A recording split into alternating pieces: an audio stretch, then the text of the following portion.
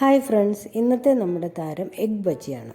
ഇതിനായിട്ട് ആദ്യം തന്നെ എഗ്ഗ് നമുക്കൊന്ന് ബോയിൽ ചെയ്തെടുക്കാം. ഇതിൻ്റെ കൂടെ ഞാനൊരു പൊട്ടറ്റോയും കൂടെ ബോയിൽ ചെയ്തെടുക്കുന്നുണ്ട്. ശേഷം മസാല തയ്യാറാക്കുന്നതിനായിട്ട് ചട്ടി ചൂടാക്കി എണ്ണ ഒഴിച്ച് ഇഞ്ചി വെളുത്തുള്ളി ചതച്ചതും സവോളയും ആഡ് ചെയ്തൊന്ന് വഴറ്റാം. അതിലേക്ക് കറിവേപ്പിലയും ആവശ്യത്തിന് ഉപ്പുമിട്ട് ഇളക്കി വഴന്നു വരുമ്പോൾ മഞ്ഞൾപ്പൊടിയും മുളക് പൊടിയും ചേർത്ത് ഇളക്കിയെടുക്കാം.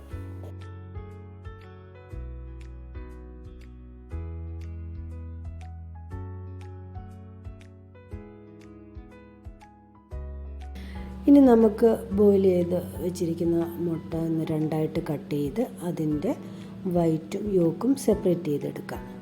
ശേഷം ഈ യോക്കും കൂടെ നമ്മൾ റെഡിയാക്കി വെച്ചിരിക്കുന്ന മസാലയ്ക്ക് പൊടിച്ച് ചേർക്കാം. അതിൻ്റെ കൂടെ തന്നെ പുഴുങ്ങി വെച്ചിരിക്കുന്ന പൊട്ടറ്റോ അതും നന്നായി ഒന്ന് മാഷ് ചെയ്ത് ഇതിലേക്ക് ചേർത്ത് എല്ലാം കൂടെ ഇളക്കി ഉപ്പൊന്നുകൂടെ കറക്റ്റാക്കി നമുക്ക് മാറ്റി വയ്ക്കാം.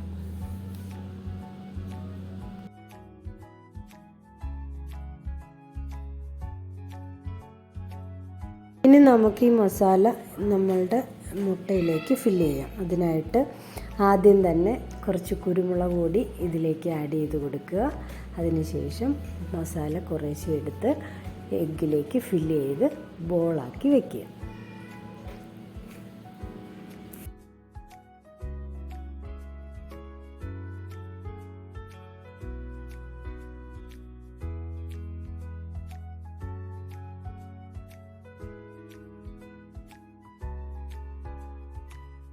ഇനി നമുക്കിത് ഫ്രൈ ചെയ്തെടുക്കാനുള്ള ബാറ്റർ തയ്യാറാക്കാം.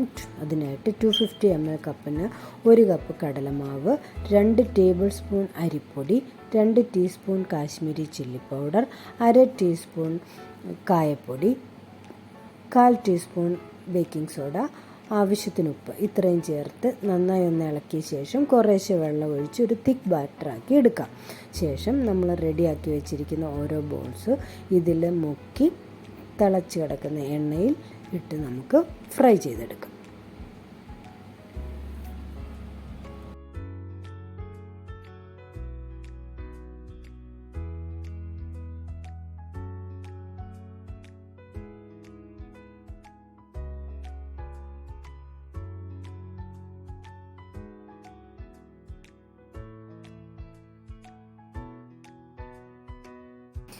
അങ്ങനെ നമ്മുടെ എഗ് ബജി ഇവിടെ റെഡി. ഇത് നമുക്ക് ചട്നിയോ സോസോ കൂട്ടി കഴിക്കാവുന്നതാണ്. കൂടെ ഒരു കട്ടൻ കാപ്പിയും കൂടി ഉണ്ടെങ്കിൽ അടിപൊളി.